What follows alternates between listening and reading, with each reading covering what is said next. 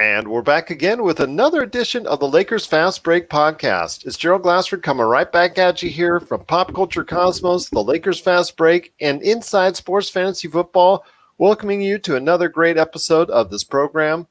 But it wouldn't be a Lakers Fast Break podcast without a good friend on the show, and we've got one here today. He is returning once again, as he does every week now, in the regular spot here in the front end of the week at the Lakers Fast Break podcast. You got to check out what he's doing today on medium.com and also his awesome site, Lakerholics.net, where you could be a part of the conversation today and talk nothing but Lakers all day long, because that's what they do. And that's what every Lakers fan should do, because it's so great to be right now a part of the action and watching and seeing this team flourish, even though they're kind of angry right now. But we'll explain why here in a sec. It is my good friend indeed. It is Tom Wong, but you know him better as LakerTom. And Tom, it's just so great to have you back on again. Much to discuss on today's program. I've been looking forward to it all week, Gerald. Every time we won a game, I kept thinking about the various things that we've been talking about, and you hit it right on the nail right on the head, that it's a perfect time to be a Laker fan right now. A lot to enjoy and a lot to discuss.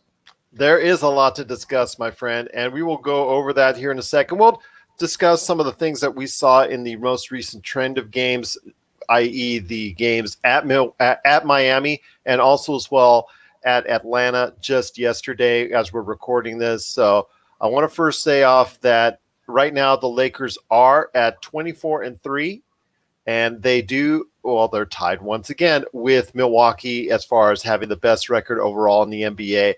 Hopefully, if everything goes well, set up for a great matchup here in the middle of the week, which I'm so excited for, against Giannis Antetokounmpo and the Milwaukee Bucks. But they also have to get over Indiana Pacers, so let's not look by them first. But some things I want to talk to you about is that they are the most angry and upset 24-3 team I've seen, because they're not happy at all with the way they played the past couple of games. I think that could actually, hopefully, work in our favor. Frank Vogel pretty much scolded him and said, if we play the way we have the last two games, we're gonna walk away with a couple of losses in Indiana and Milwaukee. It's a testament to the team that after they lose a game, they come back and put on a winning streak, and they've done that now for the third time in a row. I think we've won 6 straight now and 14 straight on the road. It's ironic that it takes a loss to get us motivated.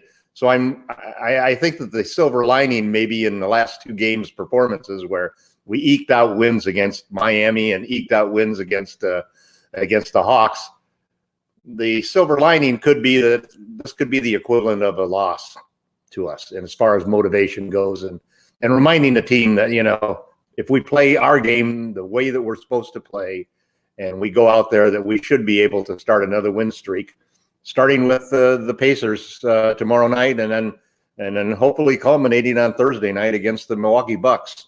You have to give Bucks credit. I mean, you'd think that the Lakers would be the heavy favorite going in there. They're ranked 5th in the league in offense and second. Tied for 2nd in the league in defense. The only problem is Milwaukee's ranked 2nd in defense and tied for in first in defense and 2nd in offense in the league. So, and they have, to talk about the Lakers winning streaks, they have I can't even remember what it is, 18 games or something like that. They've won 14 straight games. 14 straight games at this point in time. I mean, that's pretty impressive. And it hasn't been they haven't been eking by wins like the Lakers have in the last couple of games. They've not won. They've not lost out of the city of Los Angeles. Yeah. So I think the Lakers' mindsets will be exactly where they need to be. It's almost as if they're coming off of losses again. They're going to be highly motivated against the Pacers. I think that they will be able to focus on the Pacers. The only things that worry me a little bit are the injuries and the wear and tear in LeBron. LeBron, the last 2 games, has really not taken care of the ball very well at all. He's often at various times, I think he's settled, and thank God he made them, but I thought he settled for too many threes as opposed to attacking the rim. And then we've got AD's ankle problem. It's never having an ankle problem generally ends up making you settle for more jumpers too. And so I hate to think of the Lakers going into these tough matchups against Indiana and Milwaukee, and perhaps settling for jumpers, especially after their performance last night, where they really 5 for 32 or some abysmal number like that. Couldn't seem to hit hit a shot when they really needed it. So there's some apprehension in that they're coming up against what are probably two of the toughest matchups this year. And let's hope that they get their frame of mind right. And let's hope that LeBron and AD, both of whom are going to play as, they're not load management types at any stretch of the imagination. If they're healthy, they're both going to be out there playing. And the only question is, how healthy are both of them at this point in time? Well, it's not just the lousy shooting that is really getting Frank Vogel angry, and you can see the actual hairs starting to fall off the top of his head as they're going ahead and clank, clank, clank. It's the turnovers. Yeah. And you mentioned LeBron fatigue, possibly, and let's take the trip to go see his son out of this thing, okay? Because he is already a workhorse already and all that. I know there's some people on social media saying, oh, I shouldn't have gone to see his son, blah, blah, blah, blah, blah, blah, blah, blah, if he's so tired, blah, blah, blah, blah. You know what? Any chance you can go ahead and see your children play, as you know, LakerTom, it's just something rewarding and something worth fulfilling. And, I want to get that out of the way right now. And I'm happy for him that his son got a chance to play in front of his dad and that he won. He was victorious. And it was almost not only victorious, he won the MVP for the tournament. Yeah. And he got the winning basket. He got the winning basket and all that. So it was just great to see that there was a good ending for it. And I'm happy for the James family. But getting back to the Lakers, very sloppy play. Very sloppy play. Turnovers have gone up dramatically. Now, mind you, they weren't the Sacramento Kings 29 turnovers against the Golden State Warriors last night, but still 20 plus turnovers in the past two games has got to be concerning, because you cannot continue to play like you played in Miami and like you played in Atlanta, especially, and think that you can get away with wins each and every time, because when you shoot poorly and you turn over the ball like you do, you better make sure you're doing everything else right. And the Lakers haven't been doing everything else right now. So those are things that they need to fix before they get into Indiana and before they get especially into Milwaukee on Thursday. So these are things that are correctable, but they are a very angry team right now at the way they're playing. And I think, this, like you said, it's going to get them motivated to play a little bit better come this week, hopefully. But I do want to address something that you talked about, and that is something about making some possible changes. And if you check out medium.com, you get a chance to check out all the great stuff that you've been writing about, LakerTom, including some possible changes. And it's nice to see you come to the dark side of things when you've been so high on the Lakers substitutes and the bench and being able, one man step up and having a different star every night. Well, unfortunately, with the Lakers crew, and this is to no one's fault. First off, again, Rob Pelinka had to play the waiting game with Kawhi Leonard, and Kawhi was very calculated in his decision how he wanted to go ahead and be all the time with the Clippers and affect negatively, adversely, the team right across the hall in the Lakers.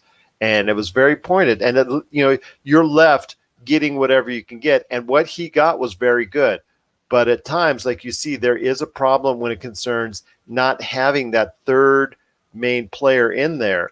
And that, to me, is a big concern going forward. And it has been for some time. And I mentioned it on the show before, that they need someone consistent that can go ahead and assist LeBron and AD, especially if they're not there or if they're not playing up to their usual all-pro, all-star, MVP-like defensive, best player, in the NBA type standards. So you need that third player coming up, and they don't have it right now. Kuzma, we hoped would be that, but it's beginning to see that those little injuries are piling up, and those little things are preventing him from doing so.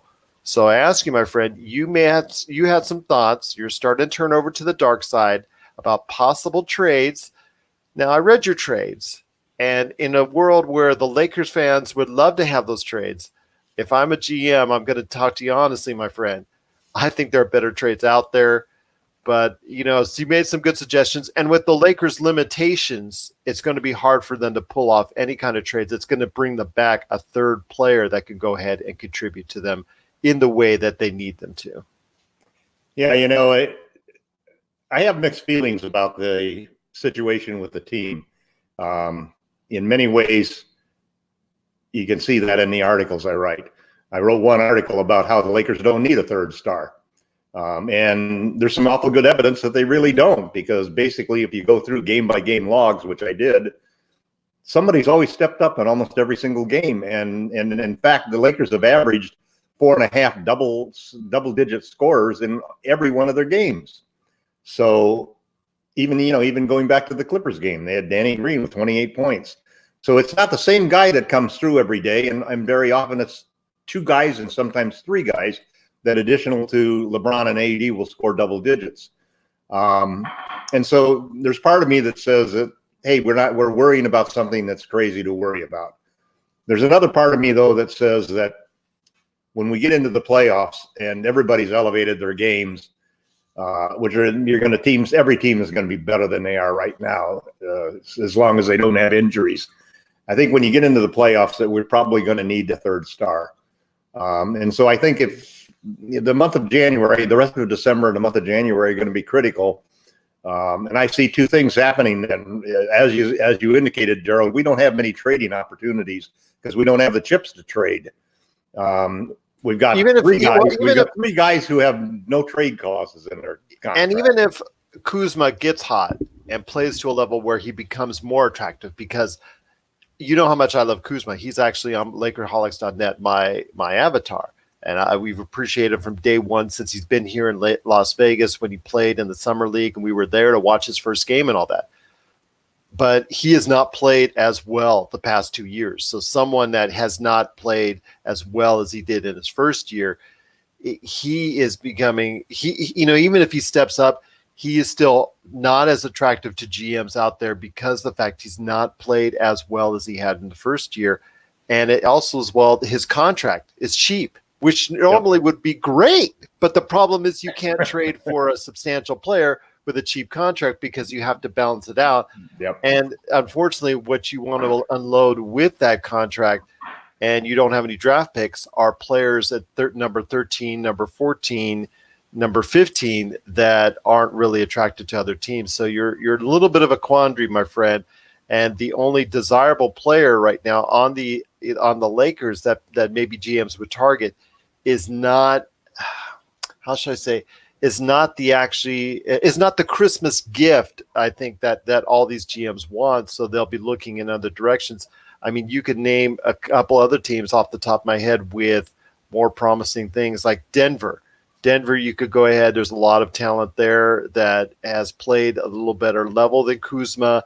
You could also say other teams like the Clippers. The Clippers have a lot of young talent outside their main four that they could probably throw at a team. Plus, I think they still have one first-round draft pick that they can go ahead and trade as opposed to the Lakers. So it's kind of good. It's going to be tough. And Rob Pelinka is going to have to earn some more money coming up here in the next couple months if they want to go ahead and make any changes. But I think at this point it's going to be tough for the Lakers to go ahead and, to get anybody that's going to be substantial. I love your Davis Bertans trade, because Davis Bertans, if you haven't seen him out there on the Washington Wizards, San Antonio made a big mistake in giving him up when trying to go ahead and acquire Marcus Morris. That was a rare, well, actually it's becoming exceedingly more common after the Kawhi trade, mistake by the San Antonio Spurs. And he has just been killing it over there on the Washington Wizards. And the more he kills it, the more it kills the chance of a Lakers trade. So there are players that I think would really help the Lakers. The problem is we just don't have enough to go ahead and trade for them at this time. Well, that was pretty much the problem I had to address when I wrote the article about should the Lakers make a trade. One of the four trades that I had proposed in that article was obviously the trading for Bertans. It's rare that you find a guy who can shoot 45% from three and will take 9 threes a game. I mean, that's you have a combination there of accuracy and being a prolific shooter. He only makes $7 million a year. He's not a starter. He's not a good defender, but he can really impact your offense off of the bench. The problem is that the Wizards actually have his bird rights. So if they traded him to the Lakers could then match any salary when he goes into free agency next year, which is why I think he's an extremely attractive option. And I think that you could probably trade for him with Kuzma, because all you need to add is one more player, maybe Quinn Cook or somebody as salary filler, and you get a good situation out of that. Because the Wizards are probably not in a position where they're going to compete for any playoffs. They're not in a position where they're really going to be able to keep him in free agency. Even though they have his bird rights, they'd have to match that, and that's really not going to fit for a team in their situation. So the odds are that he's going to be moved by them. And so the question then is whether or not Kuzma is an attractive enough asset. And in some ways, Laker fans probably should be rooting for Kuzma not only to do well just because he's a Laker and that'll make the Lakers do well, but also because it'll become a more valuable trading chip and become more attractive. But the really only long-term piece that you got that you can go after a guy in that range. The only other option the Lakers have, since they can't trade KCP and they can't trade Rondo and they can't trade McGee, because all three of them because they lose their bird rights, have almost the equivalent of having a no trade clause. So they're left with only one other player who really could be traded for any of the guys who are going to ask for big money. Guys like J.J. Redick from Pelicans, or Marcus Morris from the Knicks, or Andre Iguodala, whom the Grizzlies continue to claim that they're going to get a trade for. If Danny Green doesn't improve his shooting and his overall performance by the time the end of January comes, I would be willing to include him in a trade along with Kuzma. And I think the two of them make a nice, attractive trade for somebody who's in a win-now situation. The Memphis Grizzlies aren't in a win-now situation, but what they're looking for is a good piece to get back that can be part of the future for them. And Kuzma is that piece. And then Green is also a guy that they could very well possibly trade to somebody else, turn around and trade that for a first-round pick from somebody else. You mentioned one name you haven't mentioned yet, but you mentioned it in your articles on medium.com and also the BBC as well. He was the number one choice, which is Robert Covington. Because he's a 28-year-old. He's a great defender. He made all defensive honors last year. He would be somebody that would be a perfect fit and would actually be a long-term improvement for the Lakers. I think he's a better defender than Green. He's more athletic. He's more versatile as a player.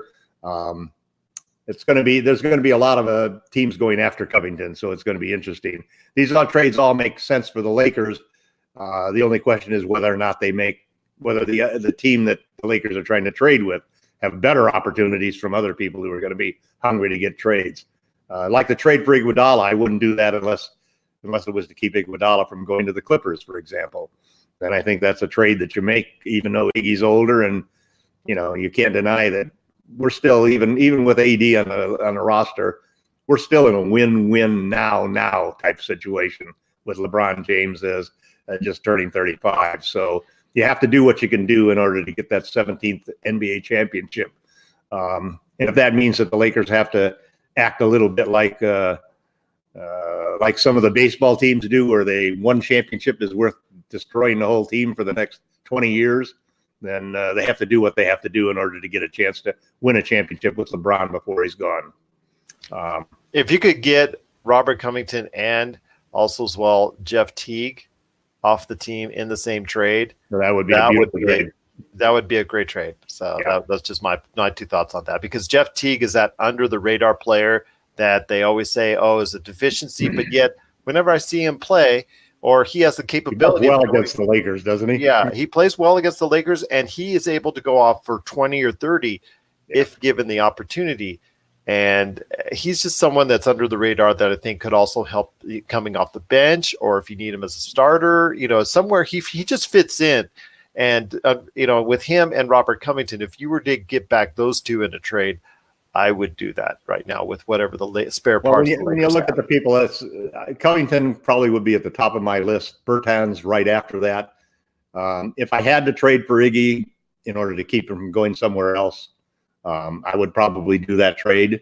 And primarily it comes down to the immediate help that you get. You're either bringing in an elite scorer in the case of Bertans, somebody who can add 15 points a game shooting from deep and just spread the floor really beautifully for the Lakers. Or you get a defender that is going to do something that Kuzma can't do, be a second wing defender that we have besides Danny Green or in lieu of Danny Green. Who do you think would be other trade targets, Gerald? You must have been thinking about that situation. I have been, like I said, I do like the Jeff Teague as well. Mm-hmm. If especially if he gets bought out. If Jeff Teague doesn't get traded, I think he's a candidate for being bought out, and I think that would be a great situation there for the Lakers because I still think he has a lot left in the tank.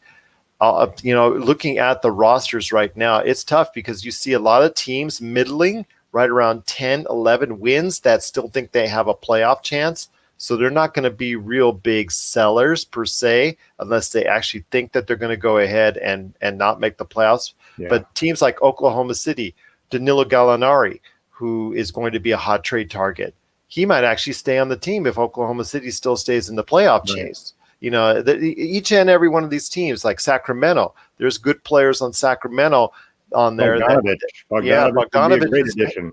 Yeah, he's been talked about as a trade target too, but the problem is they're in at the thick of the playoff chase. I mean, if they stop losing the Knicks, they would actually be at 500 and be already, just 500 gets you to sixth spot in the league. Exactly. Now.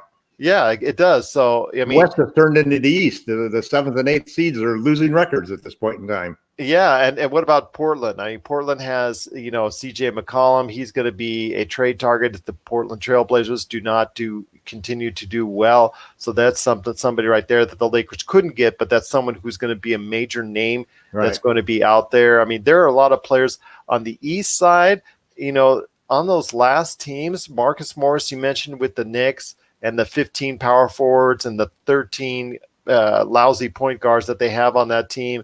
I mean, Marcus Morris is just like the only player playing well for them at this point in time that he's going to be a marketable commodity. I mean, but the only thing is, when it comes to the Eastern Conference, there's not that many outside of Bertans, maybe a couple of players on the Bulls, but the Bulls still think they can go ahead and compete for a playoff spot, I think, because they just got a vote of confidence from their GM at this point in time. So Charlotte, Marvin Williams, is there anything left in the tank for Marvin Williams? I know he's going to be a trade commodity or a buyout commodity, but the thing is he really going to help you? Because his numbers are down significantly over what they even were just a couple of years ago when he signed his contract. So that's a iffy type of situation. Detroit, I mean, well, I'll just say this. The only things Rob Pelinka has really done wrong is some of the players he had to give away in order to free up that cap space. And with Mo Wagner doing well in Washington, Svi Mykhailiuk, who's doing real well in Detroit, and you have Zubats. Don't even get me started on Zubats. That trade was just not very good foreshadowing. Although that could have been Magic making that call. Well, so you want to look at something that's odd. The irony is that I've never been against the Zubac trade because I thought it was a great trade. What I was really against was letting the guy we traded for walk. Muscala is awful. I'm sorry. Muscala is. Do you know if you looked at Muscala play recently, he has one of the best defensive ratings in the league. And he is shooting 40% from deep. He would be a perfect fit. He's basically Davis Bertans, and the Lakers let him go. He's the guy that I miss most as far as the players we let go because he was a career 40% three-point shooter. He was absolutely awful on the Lakers. It was just a bad fit. Maybe whatever he's doing, just the only reason he was a bad fit is just because of all of the people who thought Zubac was going to amount to anything. Zubac, as far as I'm concerned, is the weakness that the Clippers are going to be sorry for.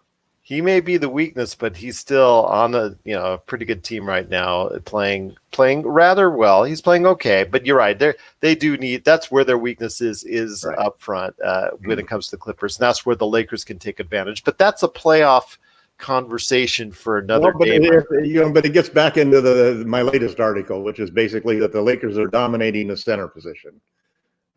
When you take a look at what the Lakers are getting productively, and this is from a guy who probably 2 years ago or 3 years ago, I was saying that Lakers don't need a center, and that the league was basically, I was pretty much along with everybody else that the center position has become irrelevant in the NBA. Well, the Lakers have turned that completely on their head, because the combination, the three-headed center, this position that they've got going with JaVale McGee, Dwight Howard, and Anthony Davis, is just really the core of why this team is winning right now. It's the heart of their defense, and it's a big part of their offense. We rank number one in the point differential for points in the paint and opponents' points in the paint. We score 7.1 points in the paint. We averaged 53.1 points in the paint and allow only 45.1 points in the paint. So we're number one in both categories. Just like blocked shots, we're number one in blocked shots. We're number one in avoiding getting our shots blocked. We have basically an old school defensive mentality that you would have thought couldn't survive in the small ball NBA, and yet it's dominating right now. It's why we're so good on the road. It's why we're going to be so good in the playoffs. It's why, even though we shot 5 from 32 against the Atlanta Hawks, we still won the game, because we held them to 30. We held them to 96 points. We held them to 30% shooting, 28% from deep.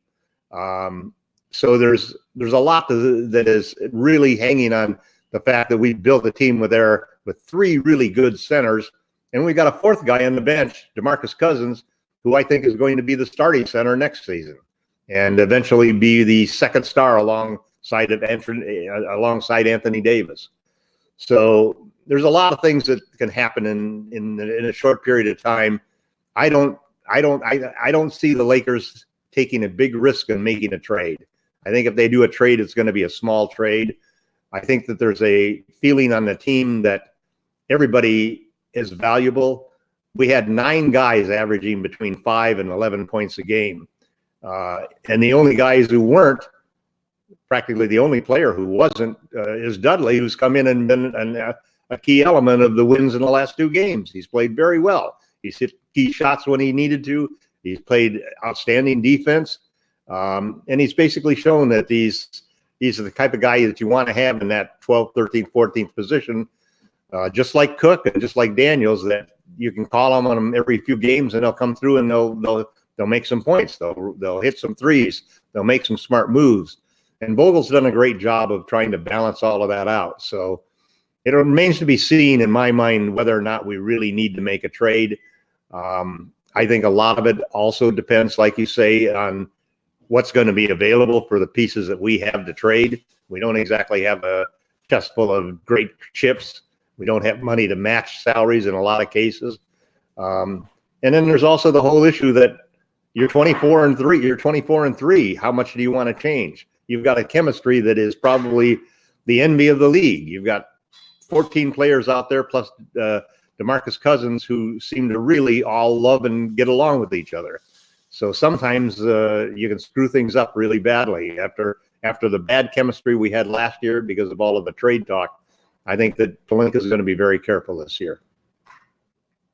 Well, wouldn't you know, if we go ahead and trade or try to trade for Marcus Morris, we'll probably end up getting Markieff instead from the Pistons. Even though he's shooting well at 41%, he's not exactly the greatest on defense. So right. I'm not sure exactly that would be great unless you're able to package him with Derrick Rose. And, hey, there's another thing. Well, there's also the whole thing that was kind of a weird transaction that he went through where he basically gave his commitment, to the Phoenix Suns and then pulled it basically and said, you mean San Antonio? San Antonio, the Spurs, right. And then pulled it. And meanwhile, the Spurs, based upon that commitment, go out and get rid of Bertans to make some room on their roster for him. And it's going to benefit the guy you want to bring in. Is that the guy you want to bring in to bolster team chemistry versus, let's say, at this point, you know what? Winning cures it all, my friend, because any player going to the Lakers, I think it's going to be really happy to go to the Lakers and play with LeBron. It just, like I said, I'm not exactly the biggest Muscala fan. I know his statistics bear out well right now at Oklahoma City. It just didn't seem like it was a great fit last year with the Lakers. So, sometimes it just works out that way, where they're having a great season like he was. He was having a pretty good season last year, and then he got traded to the Lakers, and it just didn't work. Same thing with Reggie Bullock. He was averaging big numbers, from the three-point line at Detroit. He was traded to the Lakers, and it just didn't work out. So you never know what you're going to get when you make these trades. You think on paper it looks good, but it's maybe within the confines of the offense that they're playing with or the defense that they're playing with. So you never know what you're really going to get when you go ahead and make these trades. It is a gamble. So you're right. It may be a wait and see situation, but something needs to be done, I think, for some type of help with LeBron and AD at some point down the line. I don't think it's going to come until the buyout market personally, because I just don't think they have enough assets to go ahead and compete for big time players. They may get a secondary player, which you hope blossoms out, but they're not going to get exactly one of the individuals that I think a lot of the Lakers fans are crying for at this point in time to help out the Lakers. And that's just a reality of the situation where you just don't, like you said, enough assets in the chest. You're not like Boston that has, so many draft picks still, even though, year after year after year. Don't get me started on the Celtics and how they've maybe wasted some opportunities there. But, they still have a plethora. Oklahoma City has a plethora. There are other teams that have so much more than Lakers to offer and give right now. And it's going to be a nice, interesting game to see, time to see what's going on with the trade market, because it's the 15th.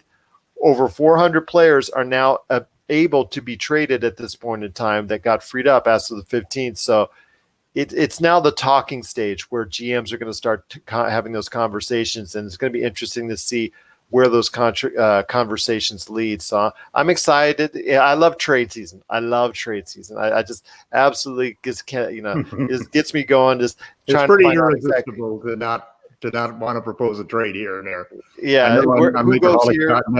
I get called a turncoat all the time because I generally like to propose a lot of trades, even though I might not make the trades myself. One reason I do it is because it's always an attention getter, and it always gets great conversations going. It's interesting to think this whole idea of the third player, the third star that the Lakers need versus the half a dozen guys they got who on occasion can be that third star.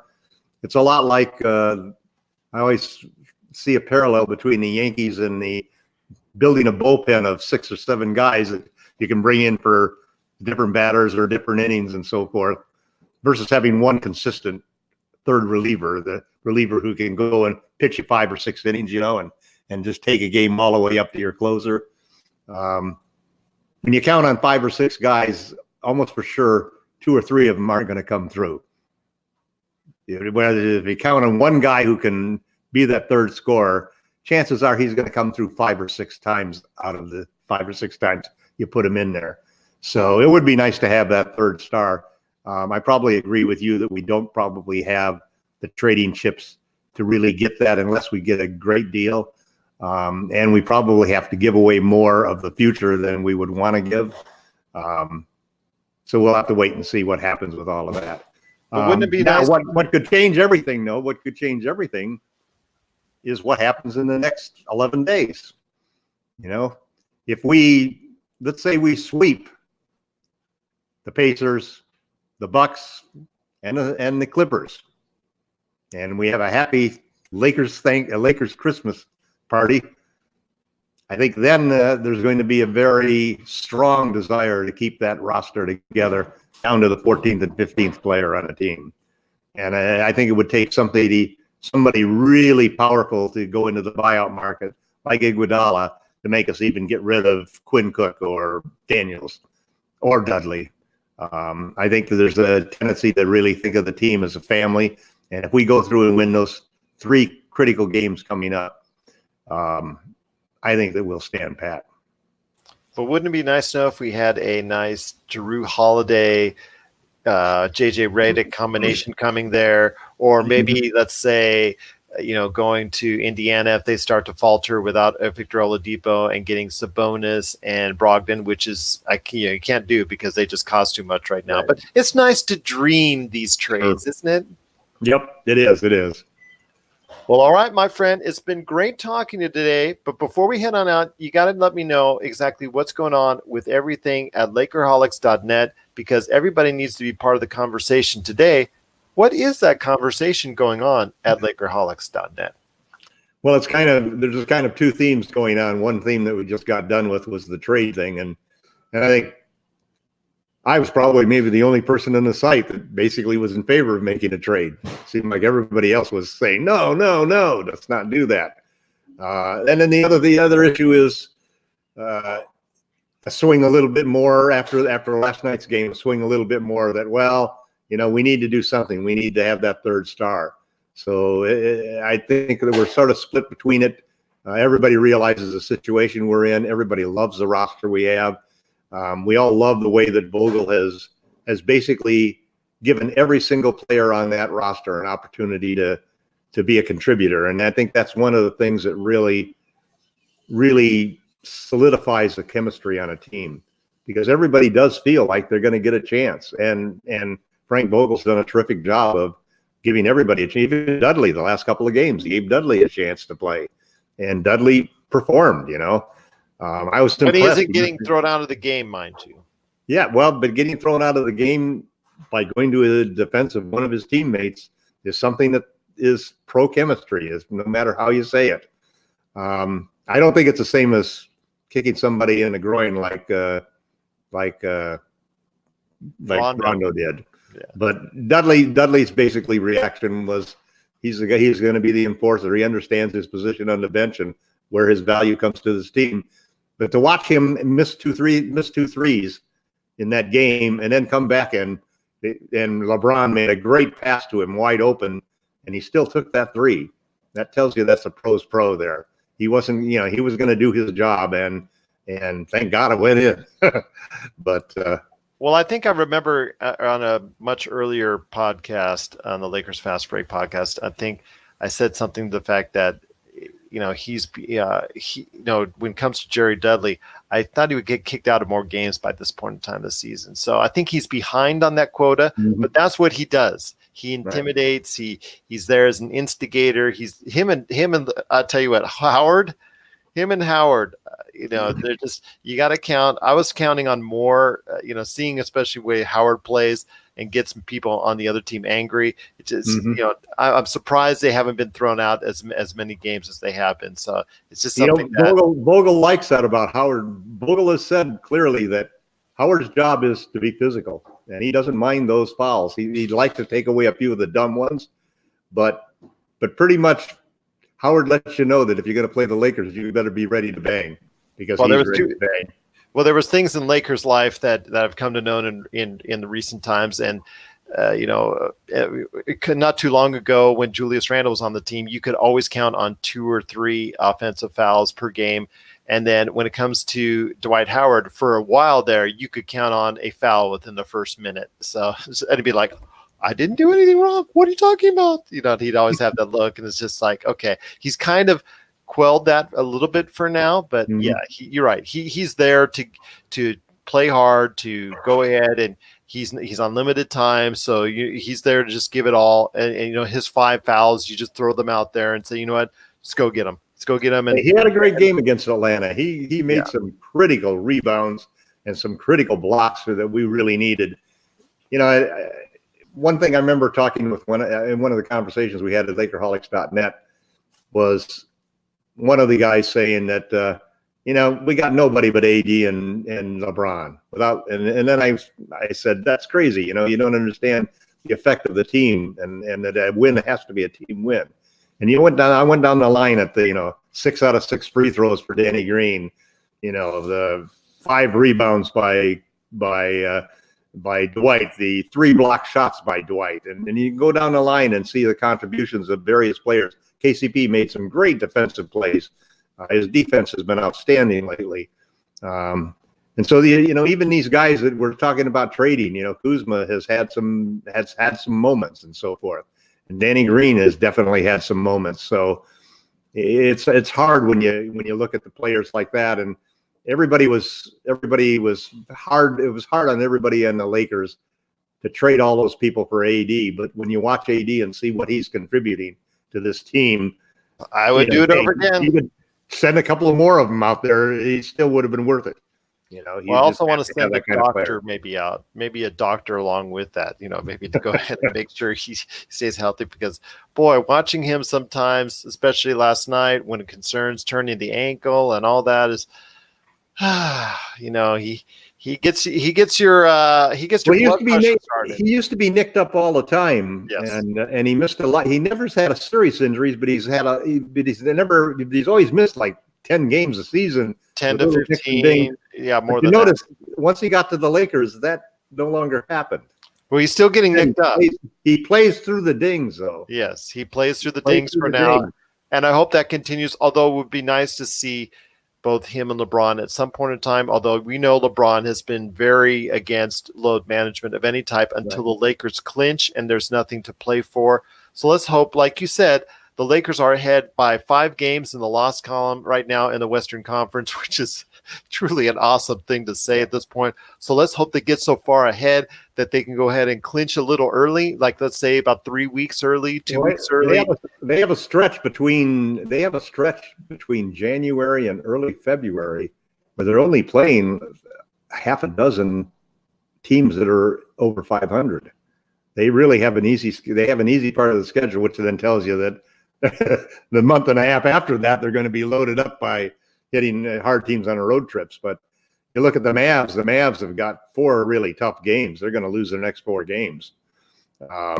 They start at Milwaukee tonight, I think, and then they've got the Raptors, the Celtics, and the 76ers.